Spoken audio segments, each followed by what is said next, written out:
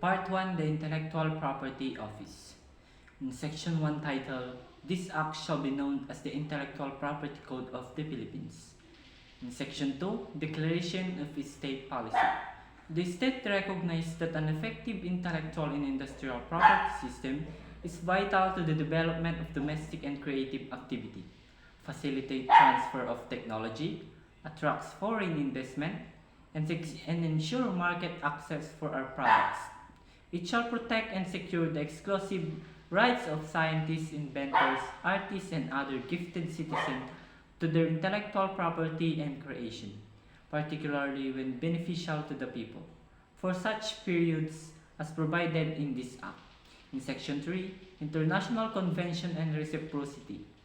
Any person who is a national or who is domiciled or has a real and effective industrial establishment in our country, which is a party to any convention, treaty, or agreement relating to intellectual property rights or the repression of unfair competition, to which the Philippines is also a party or extend reciprocal rights to national of the Philippines by law, shall be entitled to benefits to the extent necessary to give effect to any provision of such convention, treaty, or reciprocal law, in addition to the rights to which any owner of an intellectual property is otherwise entitled by this Act. Section 4, Definitions. The term intellectual property rights consists of copyright and related rights, trademarks and service marks, geographic indication, industrial design, patents, layout design or of integrated circuits, and protection of undisclosed information. Section 5, Function of the Intellectual Property Office or the IPO. To administer and implement the state policy declared in this Act, there is hereby created the Intellectual Property Office, which shall have the following function. Examine application for grant of letters patents for invention and registered utility models and industrial design.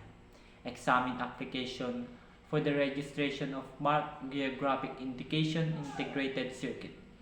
Third, register technology transfer, arrange and settle dispute involving technology transfer payments covered by the provision, development and implement strategies to promote and facilitate technology transfer. Number 4, promote the use of patent information as a tool for technology development. Number 5, publish regular in its own publication the patents, marks, utility models, and industrial design issued and approved, and the technology transfer arrangement registered.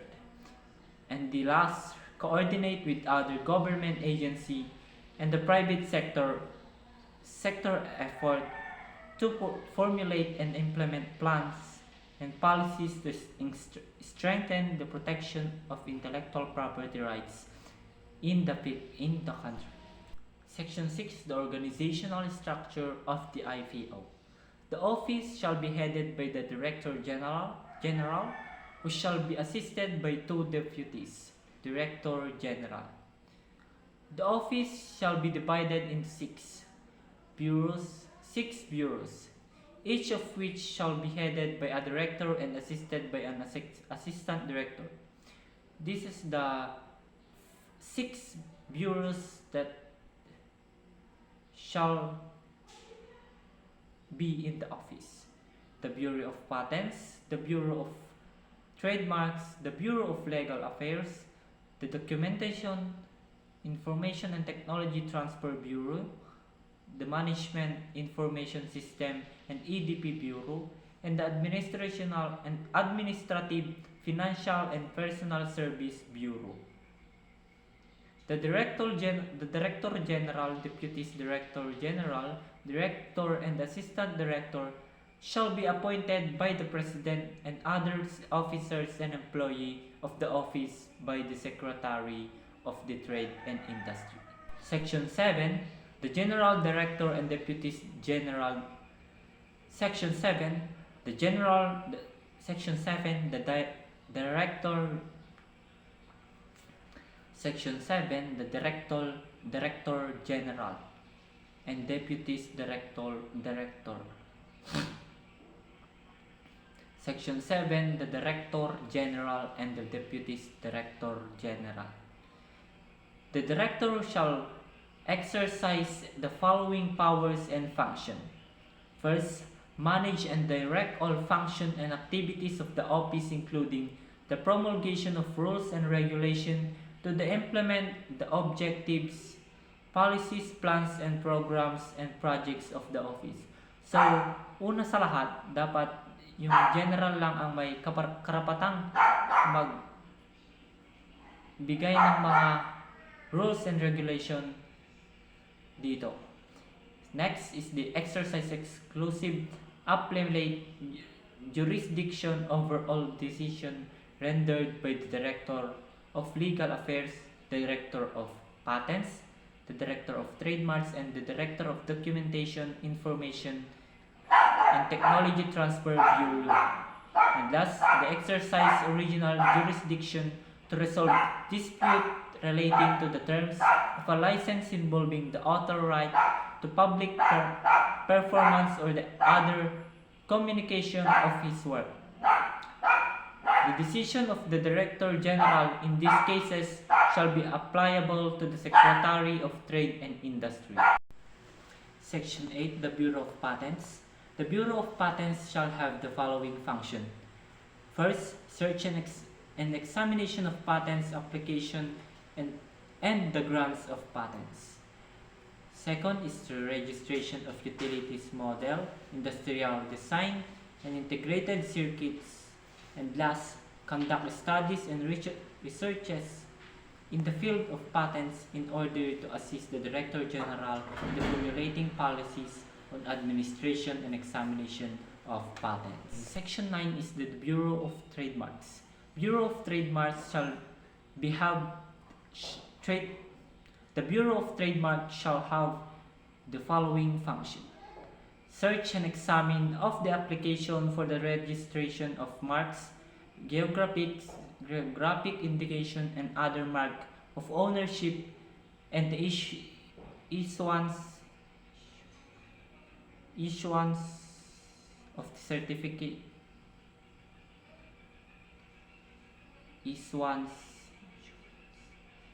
insurance of the certificate of registration, and conduct studies and research in the field of trademarks in order to assist the Director General in formulating policies in administration and examination of trademarks. So, Section 10. The Bureau of Legal Affairs.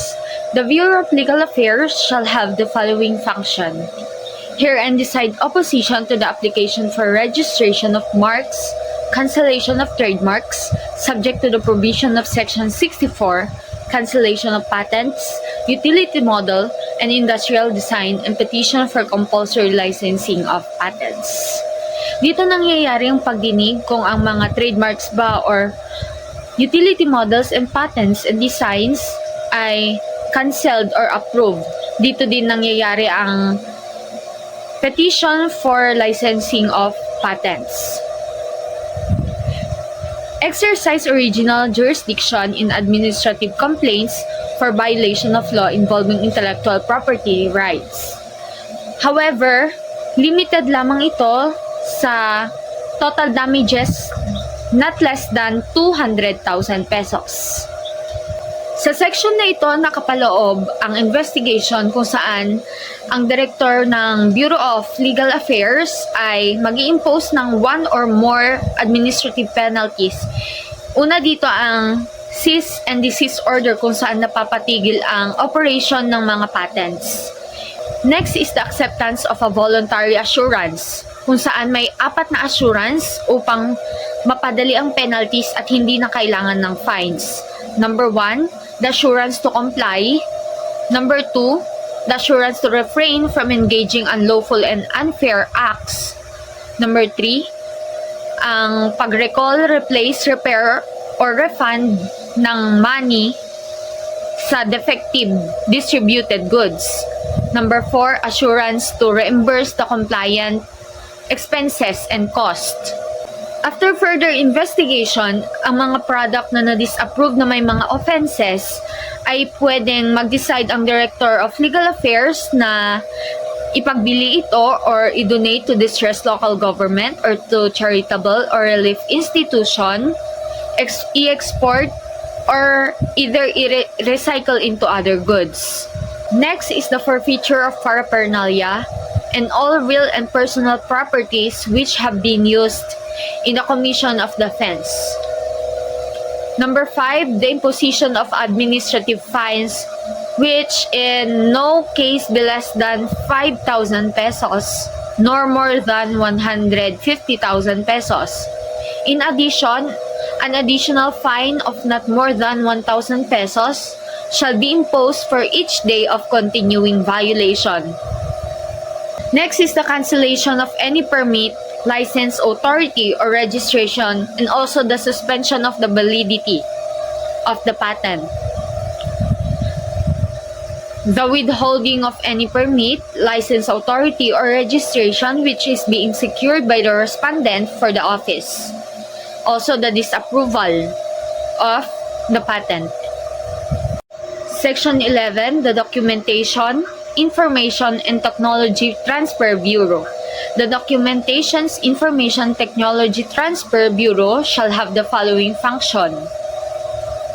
In summary, sa section na ito, nakapaloob ang pag-secured ng mga informations where you can easily access the information about the certain patents you're searching.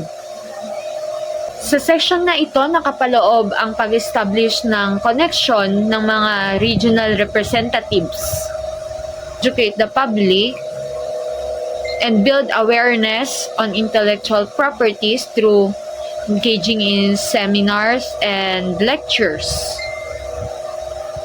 They also establish connections on research and development institution as well as with local and international intellectual property professional group. Ang state of the art ay ang pagdevelop ng new product incorporating the newest technologies, or in simple word, the innovation of newest technology. The next one is the promotion of the use of patent information as an effective tool to facilitate the development of technology in the country. Provide technical advisory and other services relating to the licensing and promotion of technology, and carry out an effective and efficient program for technology transfer.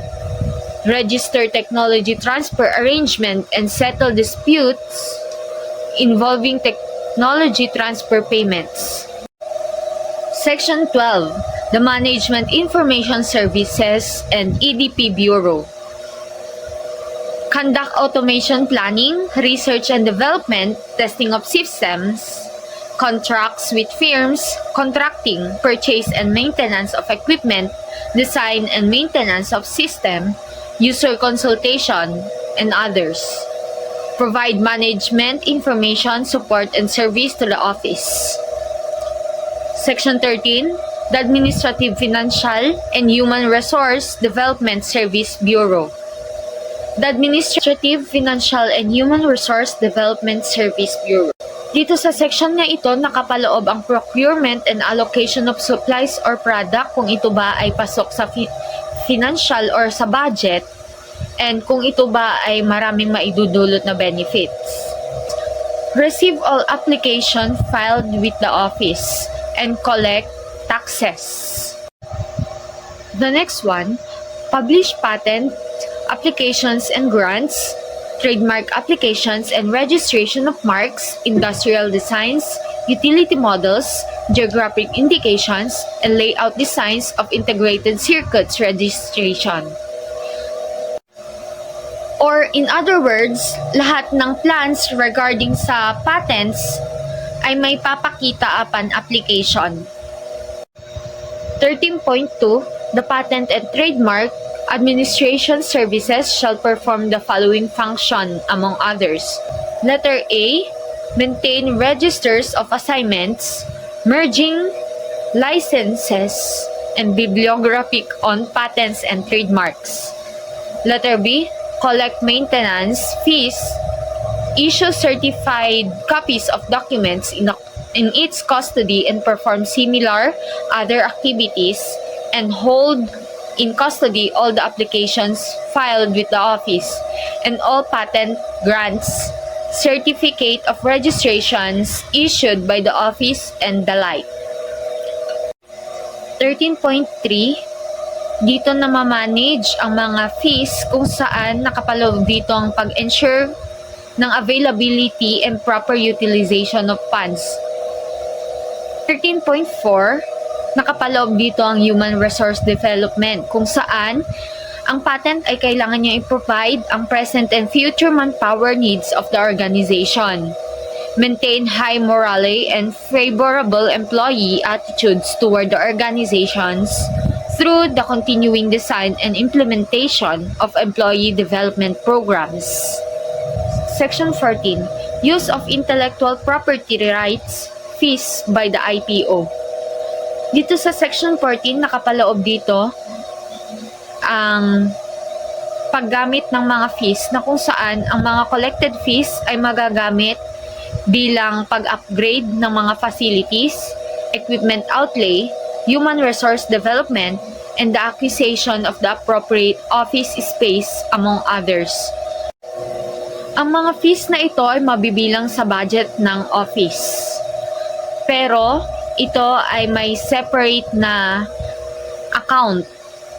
After 5 years, the Director General shall subjected to approve the Secretary of Trade and Industry and also monitor the charges and fees kung ang budgetary ba ay sufficient to meet the budgetary requirements. Section 15, Special Technical and Scientific Assistance. The Director General is empowered to obtain the assistance of technical, scientific, or other qualified officers and employees of the department, bureaus, offices, agencies, and instrumentalities of the government, including corporations owned, controlled, or operated by the government, when deemed necessary in the consideration of any matters submitted to the office relative to the enforcement of the provisions of this Act. Section 16, Seal of Office. The office shall have a seal, the form and design of which shall be approved by the Director General. Section 17, Publication of Law and Regulations. The Director General shall cause to be printed and make available for distribution pamphlet copies of this Act, other pertinent laws, executive orders, and information circulars relating to matters within the jurisdiction of the office. Section 18, the IPO Gazette. All matters required to be published under this Act shall be published in the office owned publication to be known as the IPO Gazette. Section 19, Disqualification of officers and employees of the office. All officers and employees of the office shall not apply or act as an attorney or patent agent of an application for a grant of patent for the registration of a utility model, industrial design, or mark, nor acquire, except by heredity succession, any patent or utility model, design, registration, or mark, or any right, title, or interest therein during their employment and for 1 year thereafter. Ibig sabihin, ang mga employees ng office ay bawal nilang i-defend ang patent na under application, not unless it is a hereditary succession or naipamana sa kanila. So for part 2 of the RA 8293 or the Intellectual Property Code of the Philippines is the law on patents. So for its first chapter, the law on patents, it is a legal framework that governs the protection and regulation of patents. It grants inventors exclusive rights over their inventions, encouraging innovation and providing a temporary monopoly. The law establishes criteria for patent eligibility, outlines the application process, and determines the duration of patent protection. It also defines the rights and obligations of patent owners, provides mechanism for enforcement, and considers limitation and expectations. Ultimately, the law on patents plays a vital role in fostering innovation, protecting intellectual property, and promoting economic and societal progress. Section 20 of the first chapter of the part 2, or the law on patents, is the definition of terms used in part 2. First is bureau. So I'll just give the explanation for each terms used in this part. First is bureau, refers to the intellectual property office in the Philippines, responsible for administering and implementing intellectual property laws, including patents. Next is the director, the head of the intellectual property office in the Philippines, responsible for overseeing the operations and decisions related to patents. Regulations refers to the rules and guidelines established by the intellectual property office in the Philippines to provide detailed instructions and procedures for the implementation of patent laws. Next is the examiner, an official or professional employed by the intellectual property office, responsible for reviewing and assessing patent applications to determine their patentability and compliance with legal requirements. Let's proceed to the second chapter, which is the patentability. So, patentability refers to the criteria that an invention must meet in order to be eligible for patent protection. Section 21, patentable inventions. These are inventions that meet the criteria of novelty, prior art, non-prejudicial disclosure, inventive step, and the industrial applicability, and are eligible for patent protection.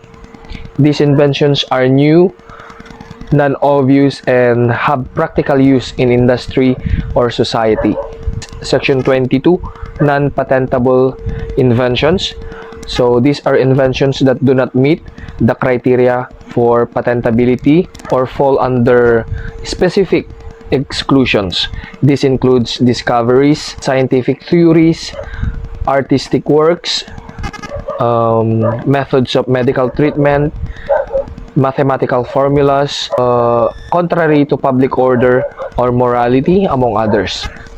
These inventions are not eligible for patent protection.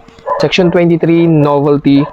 An invention is considered novel if it is new and has not been publicly disclosed or made available to the public before the filing date of the patent application. It should not be part of the prior art, which includes any information or technology that has been publicly disclosed or made available before the priority date. Next is section 24, prior art. It refers to any existing knowledge, technology, or information that is publicly available before the priority date of a patent application. It includes any prior patents, patent applications, scientific literature, publications, public demonstrations, or any other publicly accessible information that discloses the same or a similar invention. Prior art is relevant in determining the novelty and inventive step of an invention and is used to assess whether an invention meets the criteria for patentability. Section 25, non-prejudicial disclosure. It refers to the disclosure of an invention by the inventor or the applicant before filing a patent application without affecting the novelty or inventive step of the invention. Section 26, inventive step. An invention must involve an inventive step or non-obviousness, meaning that it should not be an obvious modification or combination of existing technologies or knowledge for a person skilled in the relevant field. Section 27, Industrial Applicability. An invention should have industrial applicability, meaning that it can be manufactured or used in some form of industry, including agriculture, manufacturing, technology, or any applicable field. So let's go to the third chapter of the law on patents, or the part 2, which is the right to a patent. Section 28, right to a patent, refers to the legal entitlement of an inventor or creator to obtain exclusive rights over their invention. It grants the inventor the authority to prevent others from making, using, selling, or importing their invention without permission for a specified period of time. Next, Section 29, first to file rule. The first to file rule is a principle followed in patent systems where the right to a patent is granted to the person or entity who first files a complete and a valid patent application for a given invention. This rule places emphasis on the timing of the patent application rather than the date of invention. Section 30, inventions created pursuant to a commission. It refers to inventions that are the result of a contractual or employment relationship where an inventor creates an invention on behalf of or under the direction of another person or entity. In such cases, the right to a patent may belong to the person or entity commissioning the invention unless otherwise agreed upon in a contract or employment agreement. Section 31, right of priority. The right of priority allows an applicant who has filed a patent application in one country, typically the home country or country of origin, to subsequently file a corresponding application in another country within a specified period, while still claiming the earlier filing date as the priority date for the later application. This priority date is important for determining the novelty and priority of the invention is in subsequent patent application filed in other countries, enabling the applicant to secure protection in multiple jurisdictions based on the initial filing. So let's proceed to the fourth chapter, which is the patent application. Is a formal request submitted to the patent office for the grant of a patent, including relevant documentation. So for section 32, the application, section 33, appointment of agent or representative, and section 34, the request. These are components of a patent application involving the submission of required forms, appointment of agents or representatives, and applications, formal request for patent protection. Section 35, disclosure and description of the invention.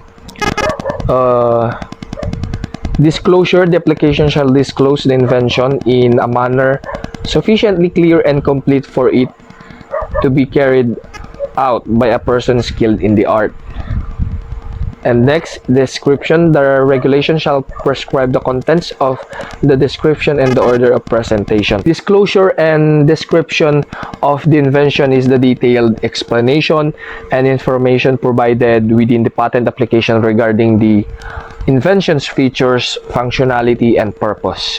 Section 36, the claims.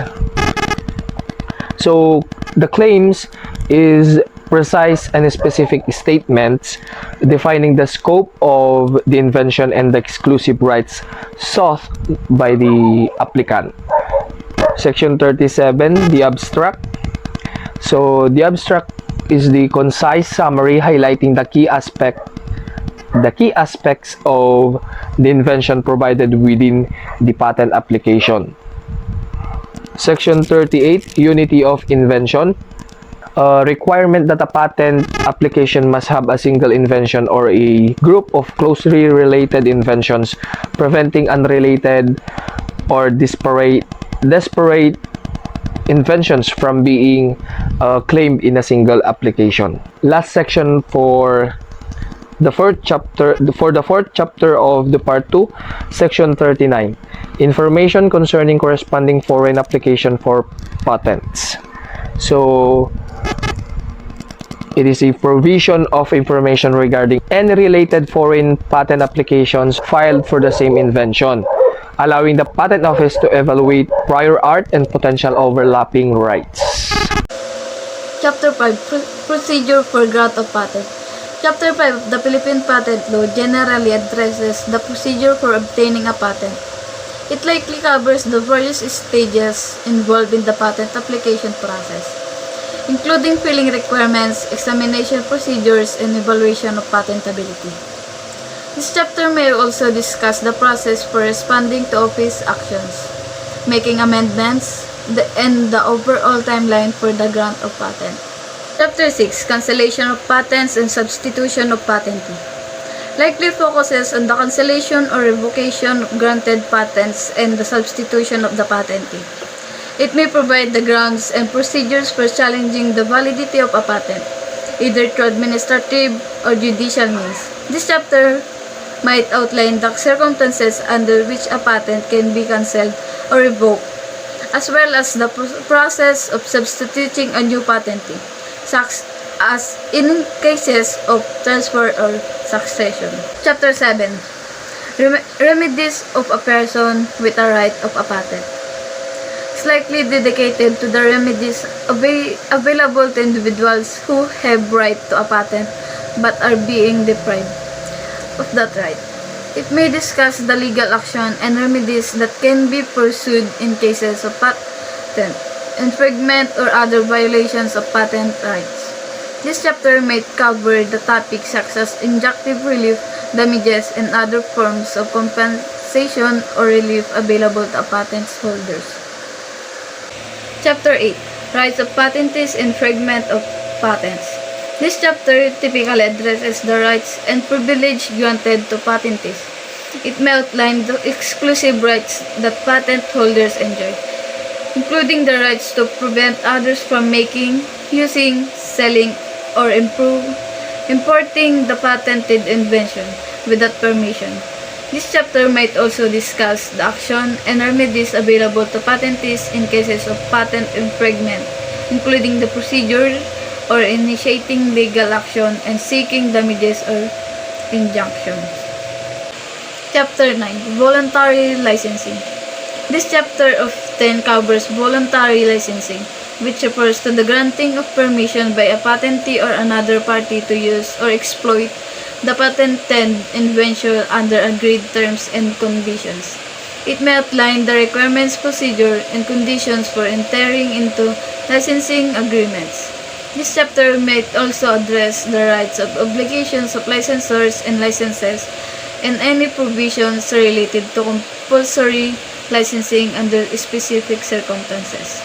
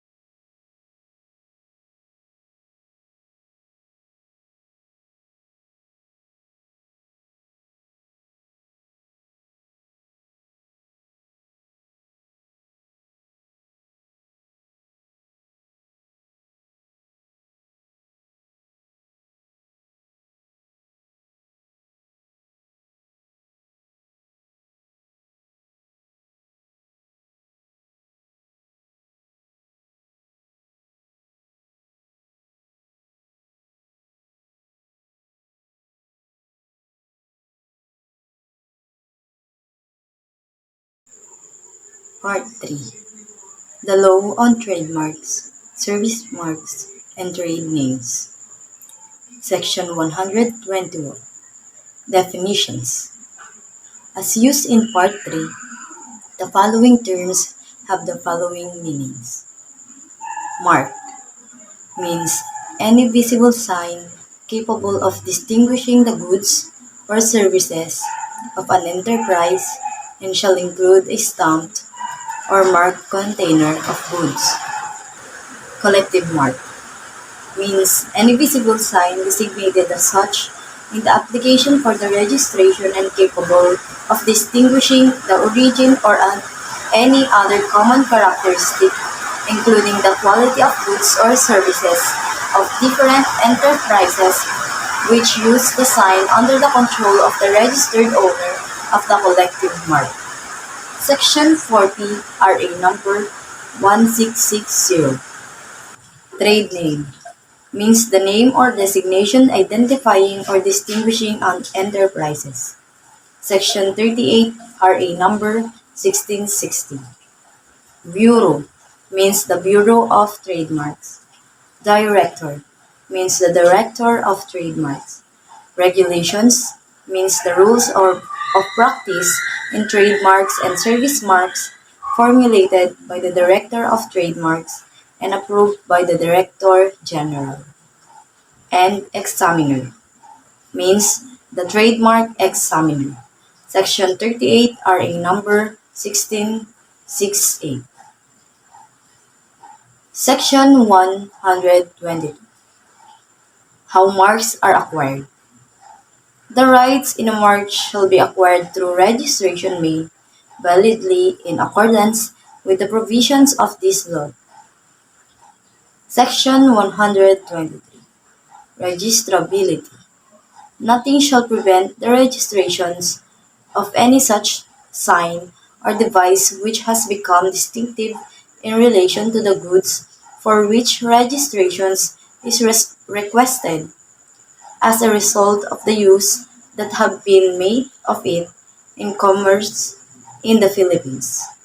The office may accept as prima facie evidence that the mark has become distinctive as used in connection with the applicant's goods or services in commerce. Proof of sustainability, exclusive and continuous use thereof by the applicant in commerce in the Philippines for 5 years before the date on which the claim of distinctiveness is made. Section 124. Requirements of application. The applicant or the registrant shall file a declaration of actual use of the mark with the evidence to that effect, as prescribed by the regulations with 3 years from the filing date of the application. Otherwise, the application shall be refused or the mark shall be removed for the register by the director. Section 125. Representation. Address for service. If the applicant is not domiciled or has no real and effective commercial establishments in the Philippines, he shall designate by a written document filed in the office the name and address of the Philippine resident who may be served notices or proceedings affecting the mark. Such notice or services may be served upon the person so designated by leaving a copy thereof at the address specified in the last designation field. If the person is designated, it cannot be found at that address given in the last designation. Such notice or process may be served upon the director. Section 3 RA number 1668. Section 126. Disclaimers. The office may allow or require the applicant to disclaim an unregistrable component of an otherwise registrable mark, but such disclaimer shall not prejudice unregistrable applicants or owners. Section 126. Disclaimers. The office may allow or require the applicant to disclaim an unregisterable component of an otherwise registrable mark, but such disclaimer shall not prejudice unregistrable applicants or owners' rights then existing or thereafter arising in the disclaimed matter, nor such shall disclaimer prejudice or affect the applicant's or owner's right on other applicant of later date if the disclaimed matter became distinctive of the applicant's owner's goods, business, or services. Section 127. Filing date. Requirements. The filing date of an applicant shall be the date on which the office received the following indicators and elements in English or Filipino. No filing date shall be accorded until the required. No filing date shall be recorded until the required fee is paid. Section 128. Single registration for goods and for services. Where goods and services belonging to several classes of the NICE classification have been included in one application, such an application shall result in one registration. Section 129. Division of application. Any application referring to several goods or services, hereafter referred to as the initial application, may be divided by the applicant into two or more applicants, hereafter referred to as the divisional applications, by distributing among the latter the goods or services referred to in the initial application. The divisional applications shall preserve the filing date of the initial application or the benefit of the right of priority. Section 130. Signature and the other means of self-identification. Where a signature is required, the office shall accept a handwritten signature or the use of other forms of signature such as printed or stamped signature or the use of a seal instead of a handwritten signature, provided that where a seal is used, it shall be accompanied by an indication in letters of the name of the signature. The office shall accept communications to it by telecopier or by electronic means subject to the conditions or requirements that will be prescribed by the regulations. The original communications must be received by the office within 30 days from date of receipt of the facsimile. No attestation, notarization, authentication, legalization, or other certification or of any signature or other means of self-identification referred to in the preceding paragraph will be required, except where the signature concerns the surrender of the registration. Section 131. Priority right. An application for registration of a mark filed in the Philippines by a person referred to the Section 3 and who previously duly filed an application for registration of the same mark in one of those countries shall be considered as filed as of the day the application was first filed in the foreign country. No registration of a mark in the Philippines by a person described in this section shall be granted until such mark has been registered in the country of origin of the applicant. Nothing in this section shall entitle the owner of a registration granted under this section to use for acts committed prior to the date on which his mark was registered in the country.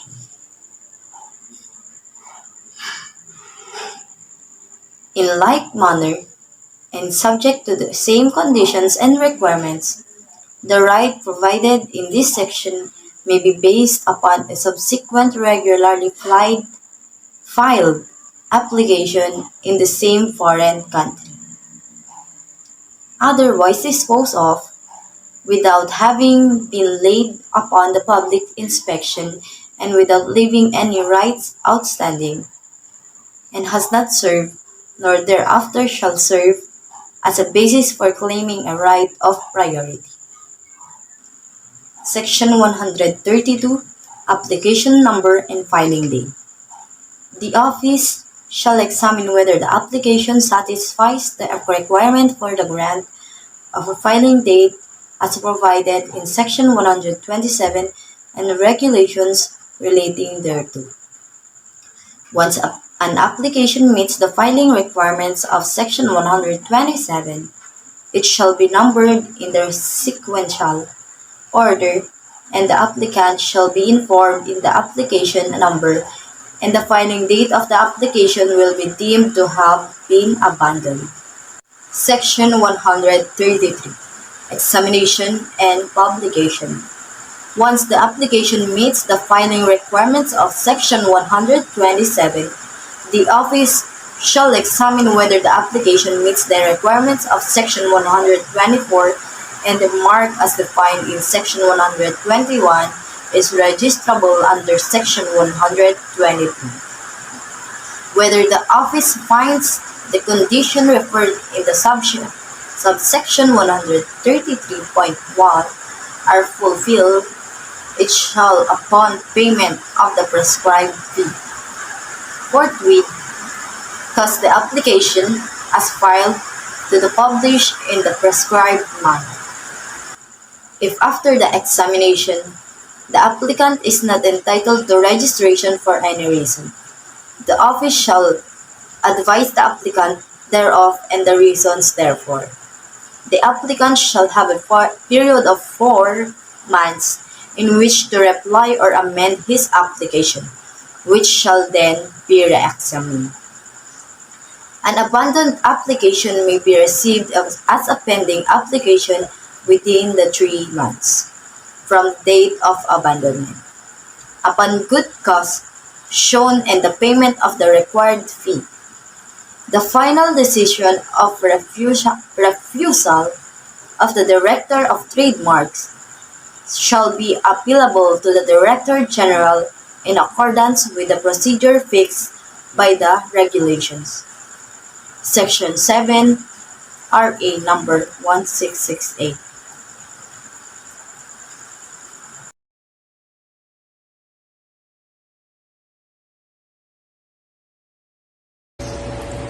So in section 147, we will talk about the rights conferred. First of all, what is conferred? Conferred means grant. So except from drugs and medicines, registered marks of goods and services shall have exclusive rights in owning their own. If they are similar in terms of signs or containers, then only one is entitled to produce goods which uses these signs or containers. In short, third parties should not be made. And for section 148, the use of indications by third parties for purposes other than those for which the mark is used. The owner of the registered mark have the right to preclude or prevent third parties from using anything related to them. So in section 149, we will talk about the assignment and transfer of application and registration. When you apply, register, or transfer a mark, it is possible with or without the business. Pero the contract should be in written form and it should contain a signature in order for it to be valid. If the transfer of the mark was made to mislead the public, it should not be valid. Effectiveness of transfer shall not be effective or valid until it is registered officially. In section 150, we will talk about the license contracts. If you do not meet the quality control, your license contract shall not be valid. A copy must be submitted at the office confidentially but should be recorded and a reference shall be made. And for section 151, we will talk about the cancellation. Cancellation of registration of a mark shall be cancelled if it threatens or brings harm to a person or other companies. But before cancellation, cases should be investigated or resolved first. And in section 152, we will talk about the non-use of a mark when excused. Non-use of a mark may be excused if caused by circumstances arising independently of the will of the trademark owner, except if a brand uses a mark different from what is registered, or if it affects one or more goods belonging to the same class in respect to the registered mark, and the lack of one shall not excuse non-use of a mark. In section 153, we will talk about the requirements of petition, notice, and hearing. Insofar as applicable, the petition for cancellation shall be in the same form as that provided in section 134, and notice and hearing shall be as provided in section 135. For section 154, the cancellation of registration. If there is a case of cancellation, it shall be ordered that the registration will be cancelled, and if the decision is already final, it shall be terminated. So for section 155, we will talk about the remedies and infringement.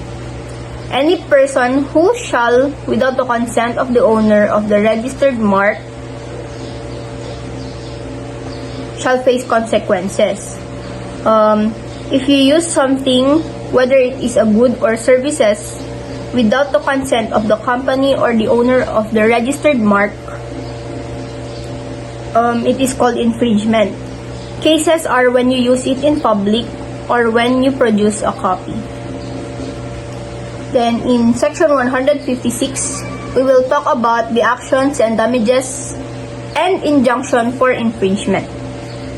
The owner of a registered mark may recover damages by getting the profit of the person who infringes his right.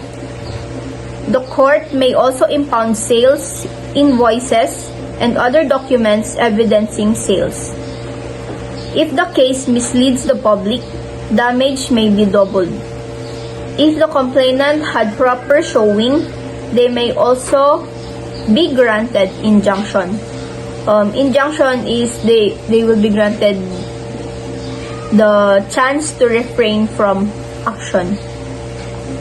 And in section 157, we will talk about the power of court to order infringing material destroyed. Any goods found to be infringed should be disposed. And in the case of counterfeit goods, simple removal of trademark is not sufficient, but it still shall be determined by the regulations before the goods will be released. And in section 158, we will talk about the damages requirement of notice. The owner of the registered mark shall not be entitled to the profit unless if the goods or services causes confusion to consumers. And in 159, we will talk about limitations to actions for infringement. Remedies shall be limited to the following. If the person was using the mark for purpose of his business, if the infringer is an innocent infringer, or if the infringer is not aware that he is infringing a right or a trademark. and if the infringed product or service was part of a paid advertisement. Lastly, if the products are imported or sold drugs, there shall be no infringement of trademarks or trade names as provided earlier in this act.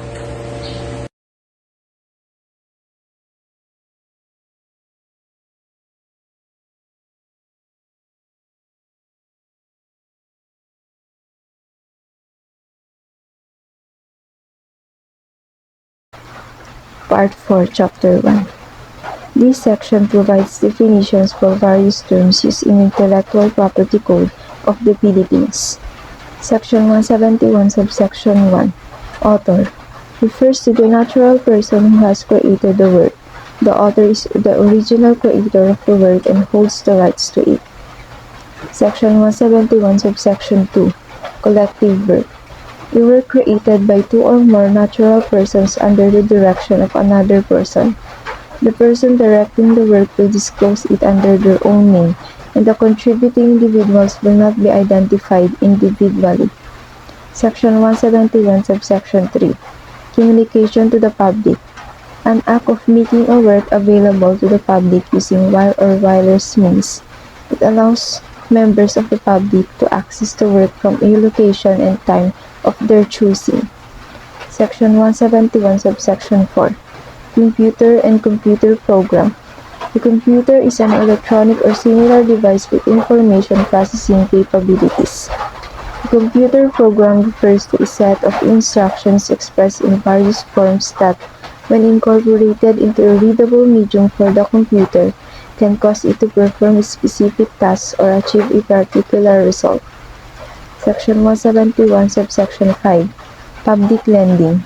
The temporary transfer of possession of the original or a copy of a work or sound recording for non-profit purposes by institutions like public libraries or archives. Section 171, subsection 6. Public performance. Recitation, playing, dancing, acting, or any other form of performing a work directly or through devices or processes. For audiovisual works, it involves showing the images in sequence and making the accompanying sounds audible. Section 171, subsection 7. Published works. Works made available to the public through wire or wireless means, allowing individuals to access them at their choosing time and place. The availability of such copies should meet the reasonable requirements of the public. Section 171, subsection 8. Rental. The transfer of possession of the original or a copy of a work or sound recording for a limited period, primarily for non-profit making purposes. Section 171, subsection 9. Reproduction. The act of making one or more copies of a work or sound recording in any manner or form. Section 171, subsection 10. Work of applied art. An artistic creation that serves utilitarian functions or is incorporated into a useful article, regardless of whether it is produced by hand or on an industrial scale. Section 171, subsection 11. Work of the Government of the Philippines. A work created by an officer or employee of the Philippine government or its subdivisions and instrumentalities as part of their official duties. Chapter 2. Original works. Section 172. Literary and artistic works. Section 172, subsection 1. Literary and artistic works, hereinafter referred to as works, are original intellectual creations in the literary and artistic domain protected from the moment of their creation and shall include, in particular, a. Books, pamphlets, articles, and other writings. B. Periodicals and newspapers. C. Lectures, sermons, addresses, dissertations prepared for oral delivery, whether or not reduced in writing or other material form. D. Letters. E. Dramatic or dramatico-musical compositions, choreographic works, or entertainment in dumb shows. F. Musical compositions with or without words. G. Works of drawing, painting, architecture, sculpture, engraving, lithography, or other works of art, models or designs for works of art. H. Original ornamental designs or models for articles of manufacture, whether or not registrable as an industrial design and other works of applied art. I. Illustration, maps, plans, sketches, charts, and three-dimensional work relative to geography, topography, architecture, or science. J. Drawings or classic works of a scientific or technical character. K. Photographic works include works produced by a process analogs to photography, lantern slides. L.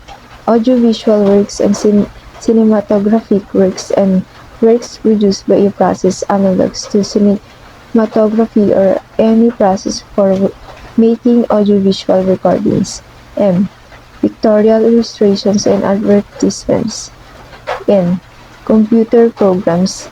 And O. Other literary, scholarly, scientific, and artistic works. Section 172, subsection 2. Works are protected by the sole fact of their creation, irrespective of their mode or form of expression, as well as of their content, quality, and purpose. These provisions establish the broad scope of works covered by copyright law in the Philippines and emphasize that protection is granted to original creations across various fields of artistic and intellectual endeavors. The law recognizes the inherent rights of authors and creators, respective of the specific form or medium of their works. Chapter 3. Section 173 of the Intellectual Property Code of the Philippines pertains to derivative works and their protection under copyright law. Section 173, subsection 1. Protected derivative works. This section states that derivative works are protected by copyright. Derivative works includes dramatizations, translations, adaptations, arrangements, and other alterations of literary or artistic works. It also includes collection of literary, scholarly, or artistic works as well as compilations of data and other materials that are original due to the selection, coordination, or arrangement of their contents. In other words, if someone creates a new work based on an existing copyrighted work by adapting, translating, or arranging it, or by creating a collection or compilation of original material, the derivative work will be protected under copyright.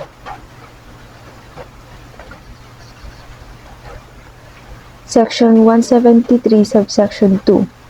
Protection as new works. Derivative works mentioned in Section 173, subsection 1 are considered new works and are protected independently under copyright. However, it's important to note that the copyright protection of the derivative work does not affect the existing copyright protection of the original work's use. The copyright in the original work remains intact, and the creation of a derivative work does not grant any additional rights over the original works. Section 174. Copyright and published editions. This section pertains to the rights of publishers. It states that in addition to the rights granted to the author or assigns to publish a work, the publisher also has a copyright, which is limited to the right of reproduction of the typographical arrangement of the published edition of the work. This means that publishers have the exclusive right to reproduce the specific layouts and design elements of the published edition of a work. Overall, these provisions clarify the protection and rights associated with derivative works and published editions under copyright law. They ensure that creators of derivative works and publishers have certain exclusive rights while also recognizing the pre-existing rights of the original copyright holders. The Section 175 of Intellectual Property Code of the Philippines lists The categories of subject matter that are not eligible for intellectual property protection. This includes work that are not fixed or recorded, news and information of the day, oral and improvised creation, works of the government, non-original or non-creative works, and work created by operation of law. While this subject matter may not be protected under intellectual property rights, they may still entitled to other form of legal protection under applicable laws. And for the Section 176 of the Intellectual Property Code of the Philippines pertains to works of government and state that all works of the government except work of contractor done under commission or order of the governments are not subject to copyright protection. This means that works created by the government such as official text, speeches, and court decision are considered public domain and can be freely used, reproduced, and distributed by anyone without permission or payment or royalties. However, the government may still claim a copyright on works of construction done under commission or order of the government, if the terms of the contract or agreement provide.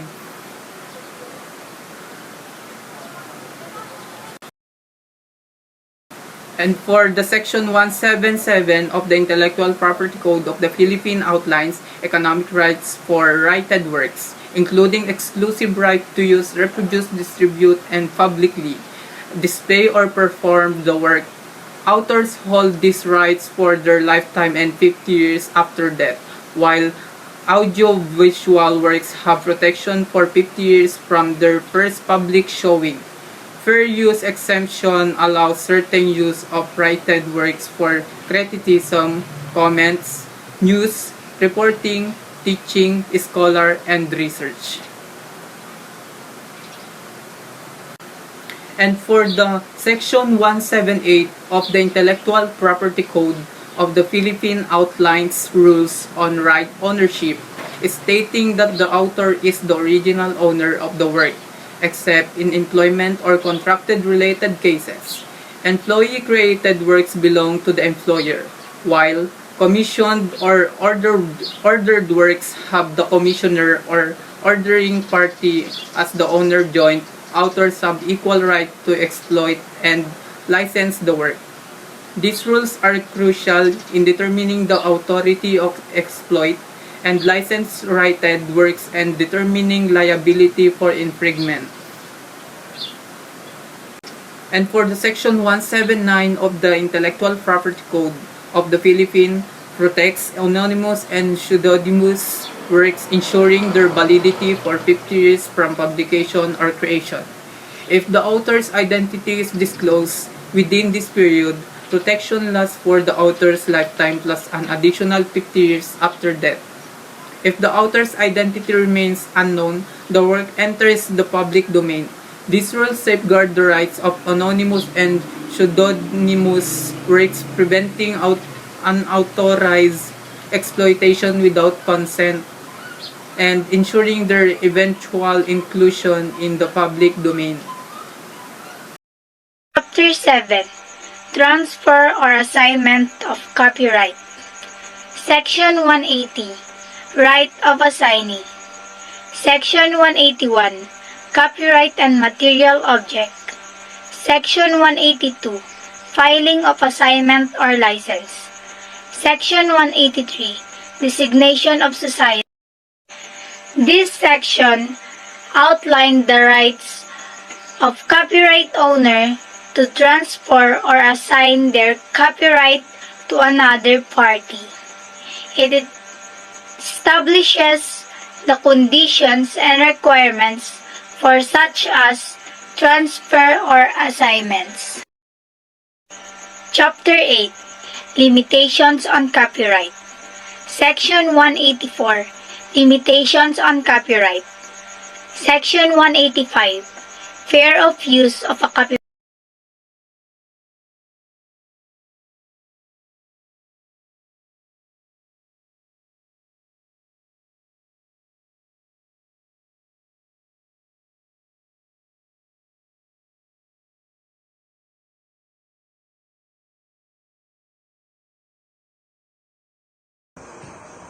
Part 4, Chapter 10, Section 193, Scope and Moral Rights. This section means to always give credits to the author before publishing the work on different websites to avoid copyright. Section 194, Breach Contract. This section explains that the author should not be forced to make a work just because it is popular. With this, the author may be liable for breach contract. Section 195, Waivers of Moral Rights. This section means that the author can waive rights under Section 193, but it cannot be effective if it permits another author to use their name or title in a way that harms another author's reputations or work they did not create. Section 196, Contribution to Collective Work. Author's contribution to collective work is waived unless expressly reserved. Section 197, Editing, Arranging, and Adaptation of Work. Arranging and adaptation work without a contrary stipulation is not considered a violation of author's right as long as it adheres to reasonable standards and requirements. Complete destruction of a work without the author's consent is not considered a violation. Section 198, Terms of Moral Rights. The author's rights are perpetual and not assignable, with posthumous enforcement by a named person or persons. In default, enforcement devolves to the author's heirs. Section 199, Enforcement Remedies. Person including individuals, partnerships, corporations, associations, or societies may be charged reasonable fees for provisions in National Library. Chapter 11, Rights to Proceed on Subsequent Transfer. Section 200, Sale or Lease of Work. This section means that the author or heirs is an inviolable right to participate in the gross proceeds for the author's lifetime and after death. Section 201, Works Not Covered. This section excludes works primarily derived from reproductions, including prints, etchings, engravings, and applied art. Chapter 12, Rights of Performers, Producers of Sound Recordings and Broadcasting Organizations. Section 202, Definitions. This section defines performers as individuals who perform literary and artistic works, sound recordings as the fixation of sounds from a performance, and audiovisual work or fixation as a work with visible and audible images. Publication, broadcasting, and communication involve making fixed recordings audible to the public. Section 203, Scope of Performers Act. Performers have exclusive rights to broadcast, disclose, obsess over their performance, and commercial listing of their performances in sound recordings. They also have the right to authorize erotic performance, obsession, direct or indirect reproduction, and commercial leasing. Section 204, Moral Rights of Performers. This right exists regardless of the performer's economic rights. Section 205, Limitation of Rights. Right restrictions applies to performers after approval of transmission, ensuring compliance with Section 208, Section 184, and Section 185. Section 206, Additional Remuneration for Subsequent Communications or Broadcast. This section explains that performers are paid up to 5% of the original salary for the first broadcast for future public communications or broadcasts of a performance. Section 7, Contract Terms. This chapter does not restrict performers' rights from negotiating better terms and conditions for performance use. Chapter 13, Producers of Sound Recordings. In this chapter, it focuses on the rights and scope of protection for producers of sound recordings. It states that producers of sound recordings have exclusive rights subject to the provisions of Section 212. These rights include the authority to authorize the reproduction of their sound recordings in any form, the distribution of these reproductions in the market, and the right of rental or lending. Furthermore, Section 209 addresses the communication to the public of sound recordings published for commercial purposes. If a sound recording or its reproduction is used for broadcasting or any other form of public communication with the intention of making a profit, the user is required to pay a single equitable remuneration to both the performers and the producer of the sound recording. In the absence of any agreement, The performers and the producer will share this remuneration equally. Section 210 specifies that the limitations and provisions outlined in Section 184 and 185, which are related to performers' rights, also apply to producers of sound recordings. Chapter 14, Broadcasting Organizations. In this chapter, it states that broadcasting organizations have the exclusive right to carry out, authorize, or prevent certain acts related to their broadcast. These acts include the rebroadcasting of their broadcast, the recording of their broadcast in any manner such as making films or using videotape for the purpose of communicating television broadcasts to the public, and the use of these records for fresh transmissions or recordings. Chapter 15, Limitations on Protection. Chapter 15 introduces limitations on the protection granted to creators and broadcasters. Section 212 outlines the circumstances in Chapter 16, Term of Protection. Section 213, or the Term of Protection. Authors' works protected for 50 years posthumously under this regulation. Section 214, or the calculation of term. Protection for author's death begins on January 1st, following event, and ends on death or publishing date. This law grants rights to sound recording creators and performers for 20 years after broadcast's original air date, only for old works with earlier protection. Chapter 17, Infringement. Section 216 of the law states that violators must be held accountable and ordered to stop infringement, including preventing importations of illegal goods after customs clearance. Section 217. Violation of this Act's provisions is a felony punishable by imprisonment, fines, and subsidiary incarceration. First-time infractions results in a 1-year to 3-year sentence, while second-time and subsequent violations may result in a 6-year to 9-year sentence.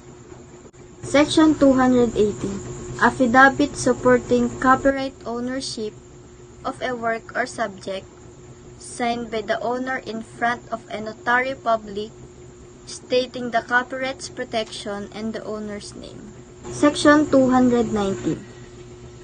Assumes authorship in works, assuming a natural person's name appears as the author, even if it's a pseudonym, as long as it's clear who the author is. Section 220 of the Philippine Act states that a statement about a work entered into a global register must be true until the opposite is established, with exceptions for ineligibility and contradicting statements in the International Register.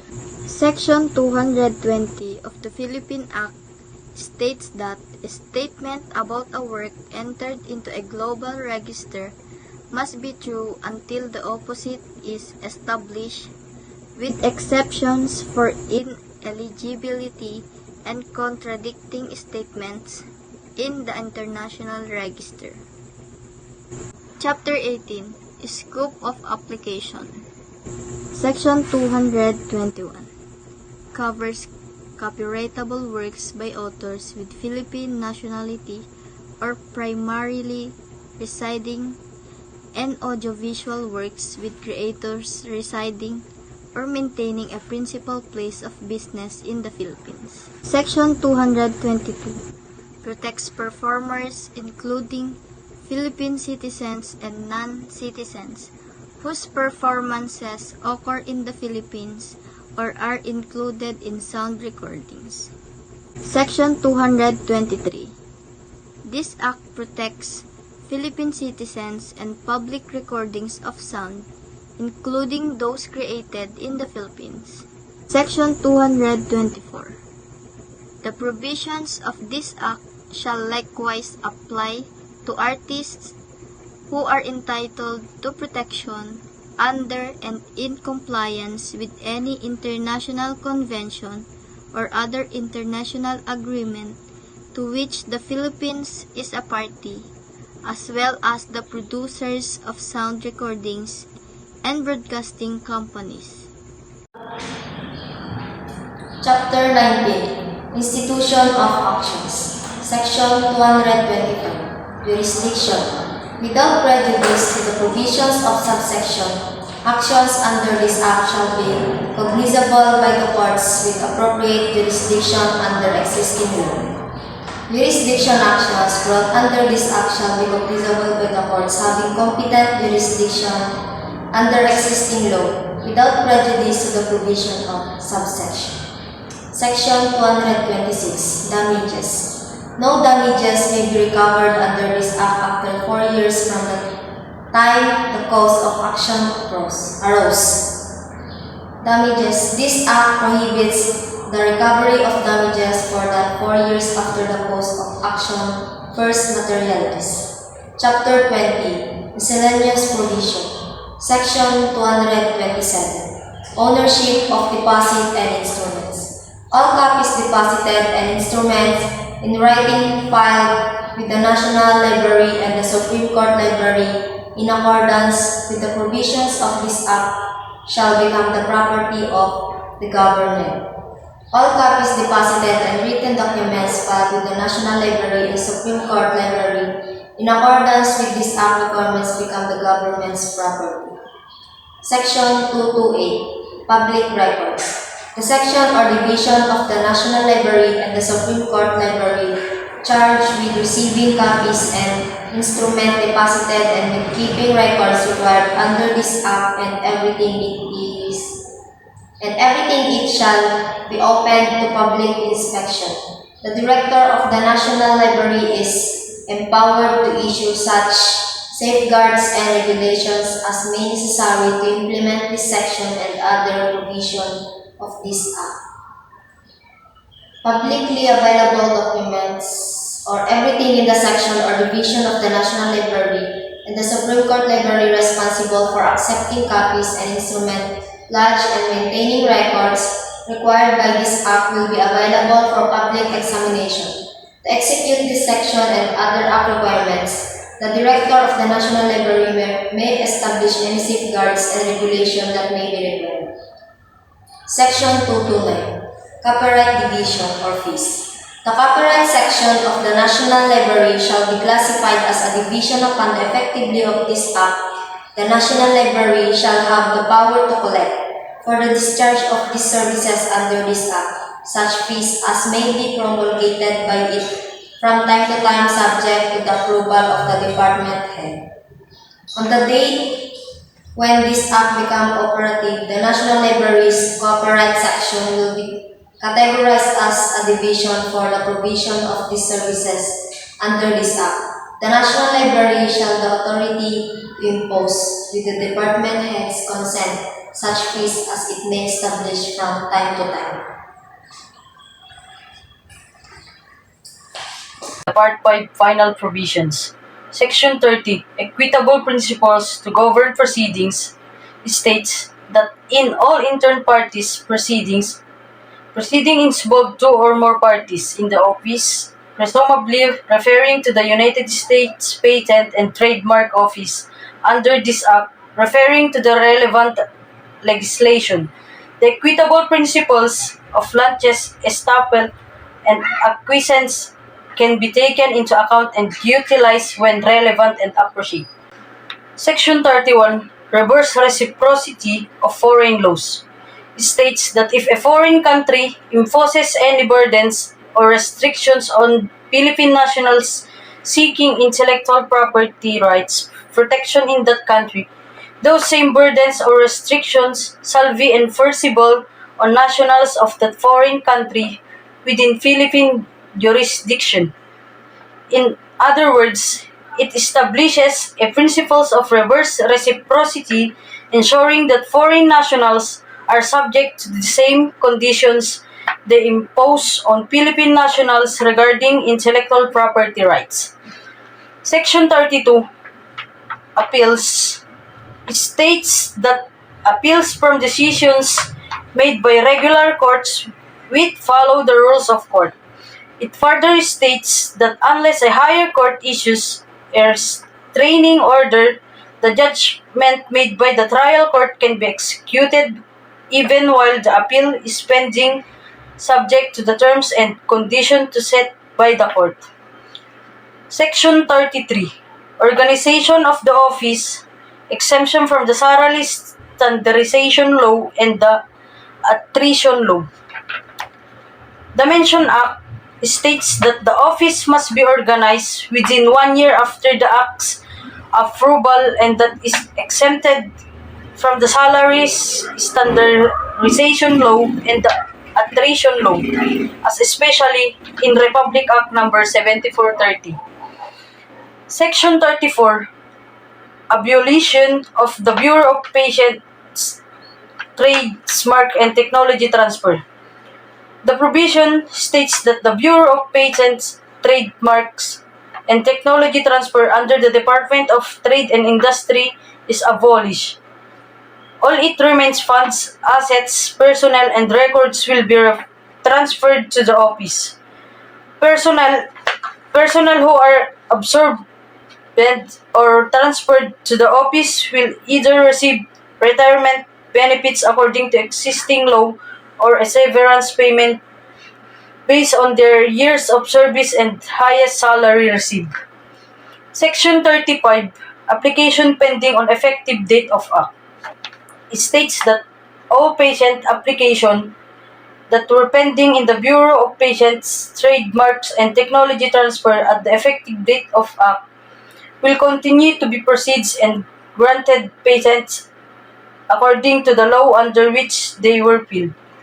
However, applications of utility models or industrial designs pending at the effective date of the Act may choose to proceed either under the provisions of the new Act or under the laws under which they are originally filed. Section 36, preservation of existing rights, states that implementation of this Act will not have a negative impact on the enforcement of rights in patents. Utility models, industrial designs, marks, and works that were acquired in good faith before the Act's effective date. In other words, the Act doesn't not undermine or diminish the existing rights of individuals or entities who obtained those rights before the Act came into effect. Section 237, notification of Berne Appendix, states that Philippines must fulfill the necessary obligations outlined in the appendix of the Berne Convention or Paris Act 1971. In order to take the advantage of the specific provisions designed for developing countries, including the granting of license by competent authorized as stated in appendix. This provision emphasizes that the importance of compliance with international copyright standards for the Philippines to benefit from the special provisions and opportunities provided to developing nations. Section 38, appropriations. Section 238.1 states that the various acts, including Republic Act number 165, Republic Act number 166, and Articles 188 and 189 of the revised Penal Code, are repealed due to their inconsistency with a new act. Section 238.2 clarifies that marks registered under Republic Act number 166 will continue to be valid, but they will be considered granted under the new act. These marks will need to be renewed within the specific period and will be reclassified according to the international clarification. trade names and marks registered in the Supplemental Register under Republic Act Number 166 will also remain in force but will no longer be subject to renewal. Section 239 repeals states that certain act, including Republic Act Number 165, Republic Act Number 166, Article and 189 that revised penal code as well as the Presidential Decree Number 49 and its amendment are repealed due to their inconsistency with the new act. Section 39.2 explains that marks registered under the Republic Act Number 166 will still be valid and considered granted under the new act. However, they will need to be renewed according to the renewal period stated in the new act and will be reclassified based on the international clarification. Marks registered in the Supplemental Register under Republic Act Number 166 will remain in force but will no longer be subject to renewal. Section 240, Separability. Separability provision states that if any part of the Act is deemed invalid or inapplicable to specific situation, the rest of the Act will remain unaffected and is still in effect. This provision ensures that the Act can be continued to be enforced even if certain provisions are found to be invalid. Section 241. Effectivity. It states that Act in question will into effect on January 1, 1998. However, it should be noted that this provision has been amended by Republic Act Number 10372, which modifies specific provisions of Republic Act Number 8293, also known as the Intellectual Property Code of the Philippines, and serves other purposes as well.